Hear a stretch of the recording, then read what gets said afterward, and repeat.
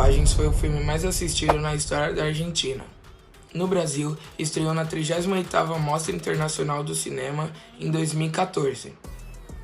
Relatos Selvagens foi um título bem preciso, já que captura toda a essência do filme de forma sucinta. Selvageria não se refere apenas a agressões físicas, e sim a emoções primordiais e pulsões incontroláveis que afloram em momentos de crise. No âmago de Relatos Selvagens, existe uma exploração filosófica sobre a sociedade em que vivemos. Por meio de situações extremas, Zifron aponta essas fragilidades e desafia a gente a testar nossas noções pré-concebidas sobre moralidade e ética. A relembrança de Relatos Selvagens como obra cinematográfica é nos confrontar sobre a selvageria que habita em todos nós.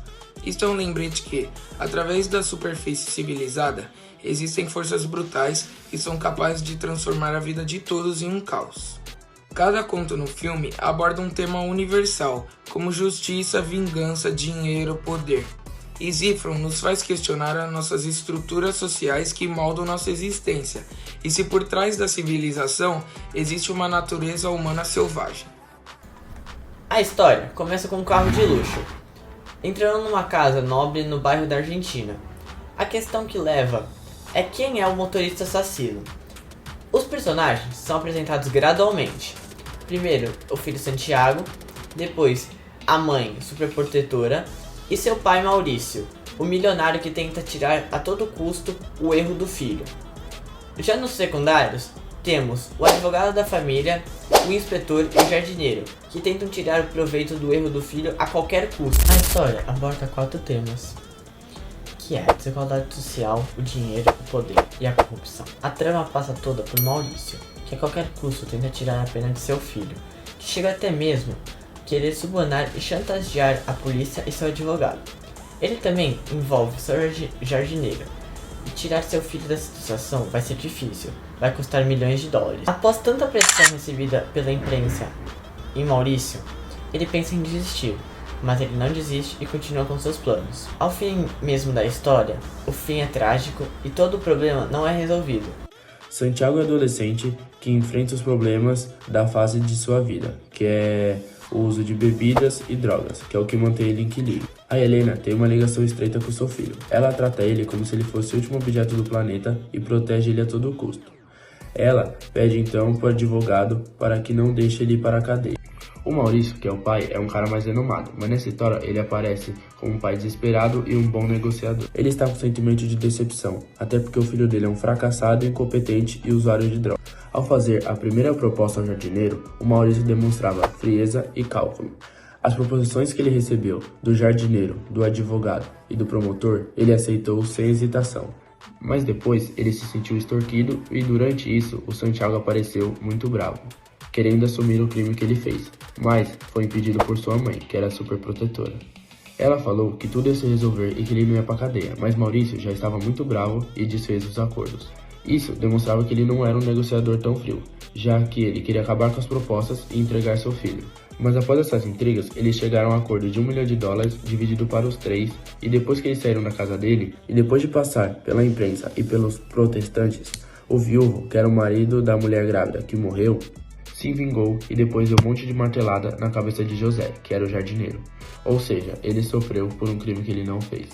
É uma trilha sonora de suspense que contém elementos que aumentam a angústia e a pressão sentida pelos personagens. Os visuais fazem uma referência à diferença da classe social, já que o jardineiro usava roupas bem mais simples do que a família envolvida no acontecimento, o advogado e o promotor, e que a presença da imprensa e do mutirão de pessoas ao redor no final da cena aumenta a pressão sobre a família, sublinhando o julgamento público. Essa combinação de visual e sonoro aumenta o tom sombrio da história. No filme, a cena enfatiza principalmente a brutalidade do incidente e o impacto na vida das personagens. O incidente aconteceu por conta de uma imprudência do filho de Maurício na direção que ocasionou na morte da mulher.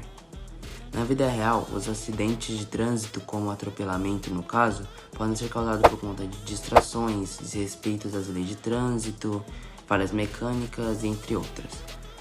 No filme, A consequência do atropelamento foi a tentativa de encobrimento de crime pela parte de Maurício, que tenta encobrir o crime do filho, subornando o jardineiro, que aceita. Já na vida real, são punições mais severas, podendo até o motorista passar por processos criminais.